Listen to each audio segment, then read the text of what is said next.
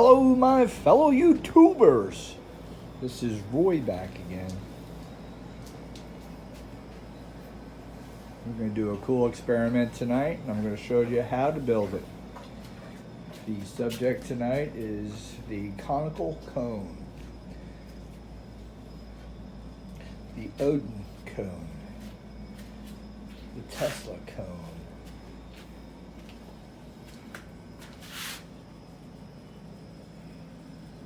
Let's go over how we built it. We'll draw out some schematics.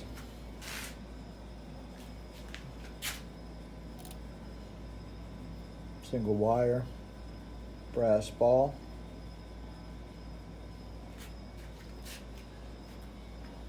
laminate it.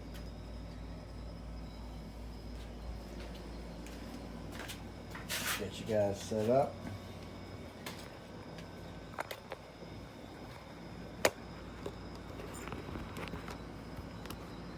Alrighty.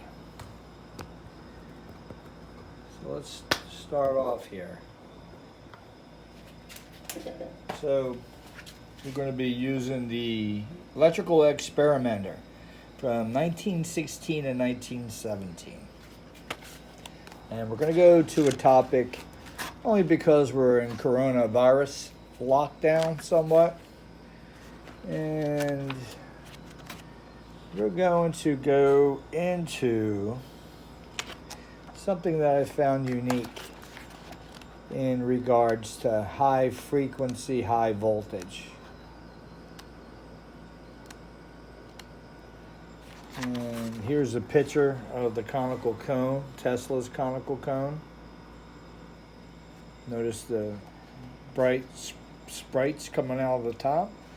You need a lot more current than I have to create that, and I think what I will do is a second video to this video, which will be using, instead of using on my power supply an NST, we will use a dual mott with a voltage multiplier, so we have more current.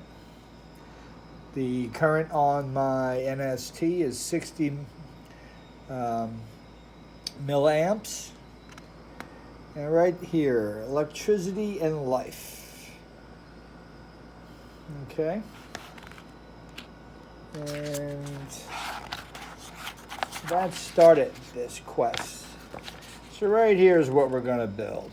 This is what you just seen. Here's a schematic. And something I want to read to you right here. So you want to snapshot that. And then you could read it by yourself. But it says, let me start from the top. And I'll read a little bit down here and stop. It says, in March, number of electrical experimenter, the author pointed out that the high frequency currents, when properly tuned, acted as a vital booster, increasing all the functions of the body and helping it to resist and to throw off disease. This vitalizing effect is not due to more liberation of heat in the tissues, for it is produced by very high voltage Tesla currents, as well as heavy amperage currents, from which the thermic effects are usually obtained. So we're going to build this, and I'm not doing it for disease-wise. We're doing it because it's like to build stuff. So, what do we need to build this? Well, we'll start off with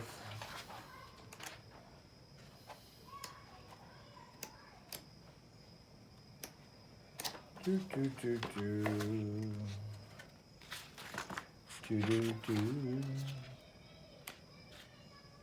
are going to start off.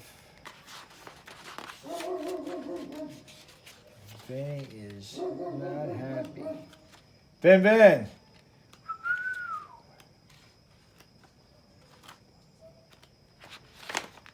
This book is great. You guys can get a hold of it, order it.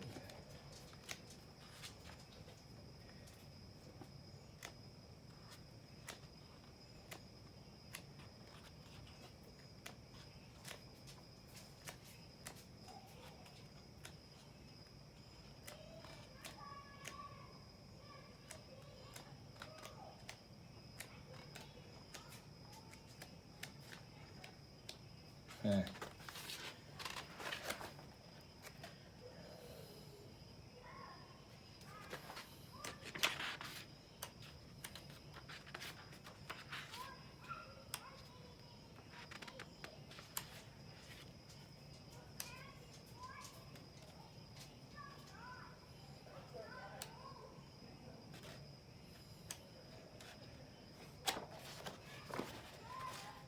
There we go.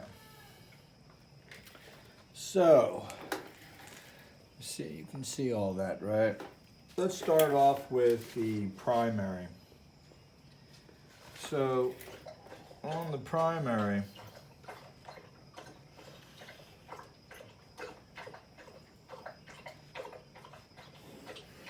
build yourself a 12-inch by 3/4 wood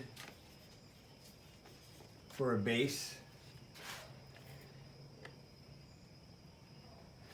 And then you can use 1/4-inch copper tubing.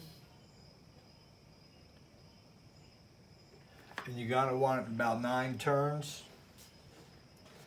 And allow this center here to be 5 inches. And then go ahead and turn.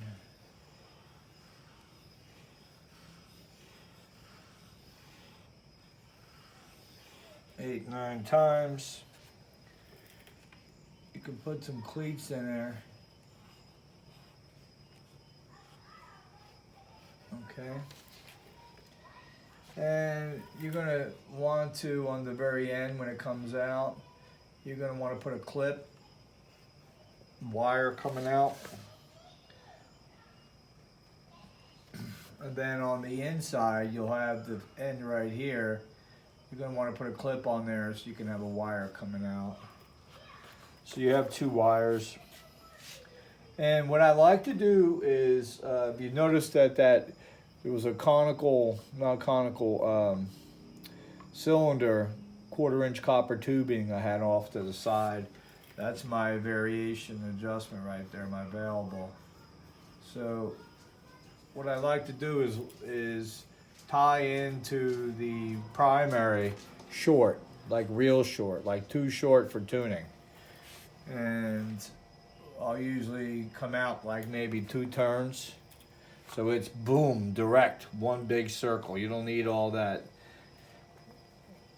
other stuff. But you can use it when you start adding capacitance on the top, because you'll have to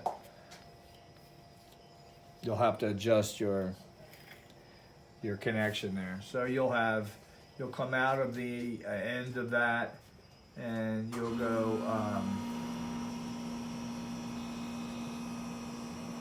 and you'll find where here can you tune it for tuning purposes. And then on the end here, right there, we'll go ahead and draw this setup here. So you know how to build that. Just 1/4-inch copper tubing. Use some wood dowels. Come across. You're gonna have to cut the center out so you can sit the cone into it. Whether the cone's conical or the cone is cylinder. And over here, we're gonna show the coil. We're going to show the primary.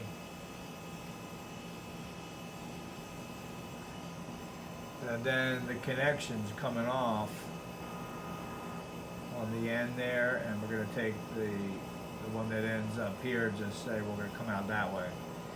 And from here you'll hit your cap, your capacitor bank. Okay. You'll come out of the capacitor bank,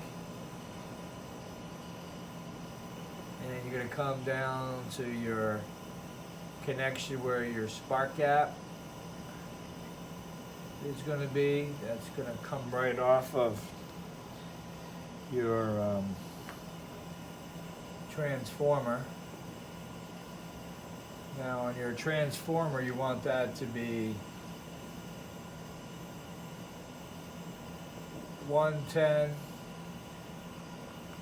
or 220 if you're across the pond from the United States. 60 hertz or 50 hertz. And to the wall. And then you want your high voltage step up transformer.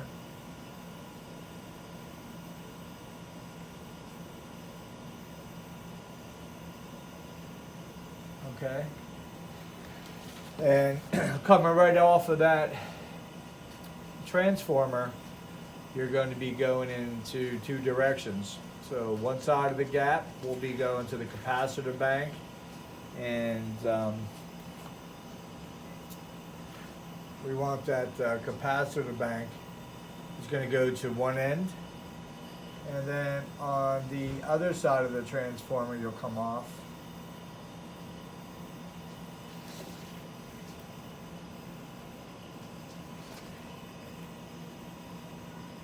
And you're going to come across and come up and go over. And so basically I got these switched.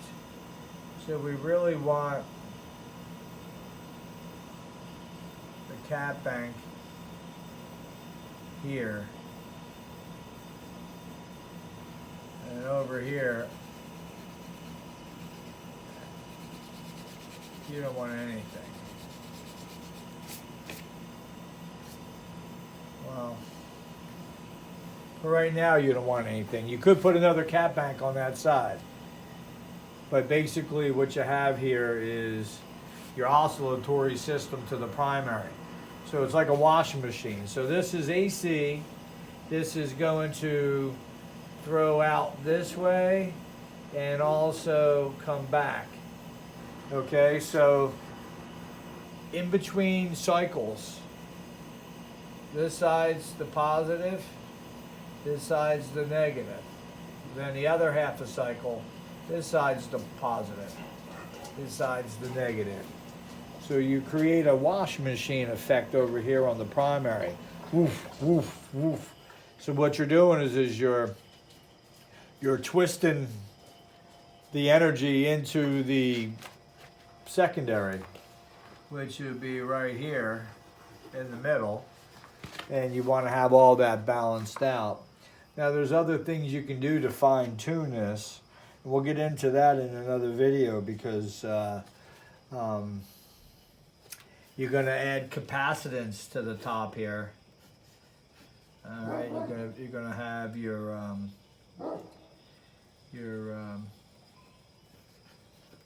top load capacitance.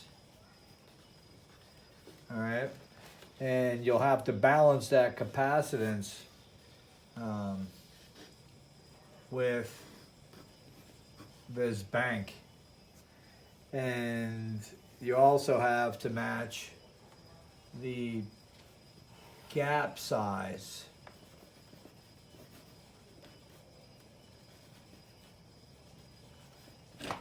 You'll have to match that gap size. If your gap size, it's very important that if your gap size is wider than the distance between your primary and your secondary, then you're going to have breakout between the primary and your secondary. So very important to keep an eye on that gap. We'll get into a lot of different gaps they have in this book. It's phenomenal. So, yeah. There goes your, let me see, so the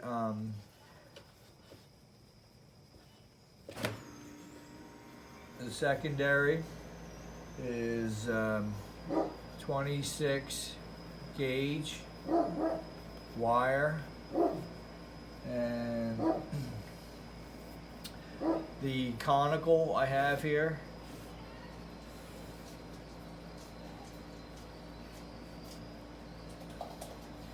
is 26 gauge I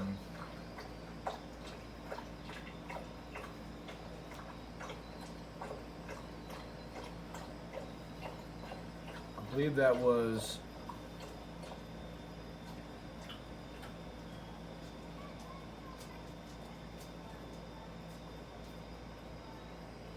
720 turns.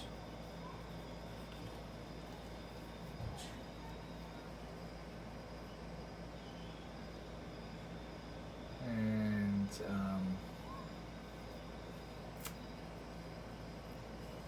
the primary is tapped at 2 turns out from center.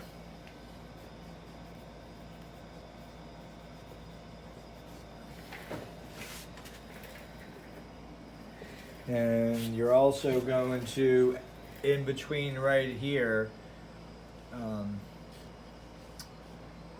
in one of these corners, so coming out of the, right over here, you're gonna put your variable connection. So your connection that you're coming off of here and connecting, you're bypassing,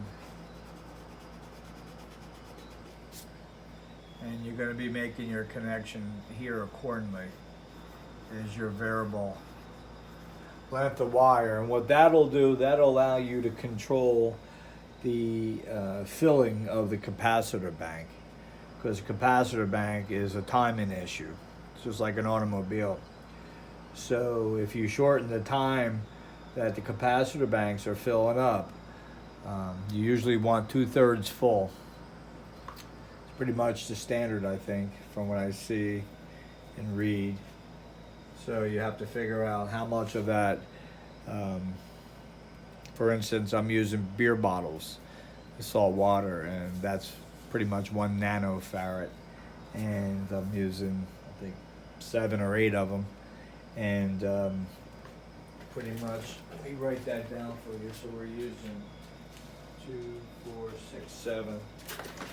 So the capacitor bank is 7 beer bottles, 7 beer bottles,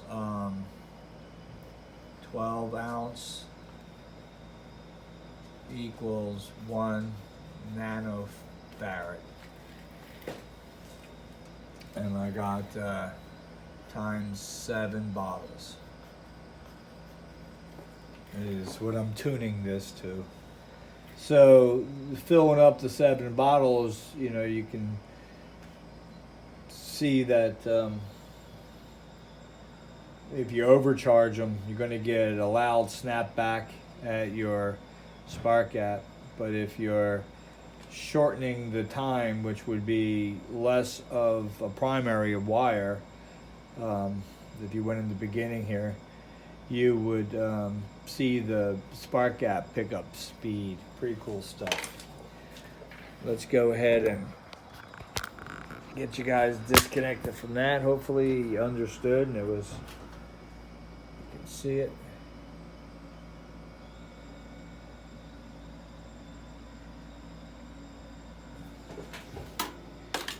And now we'll go ahead and fire it up.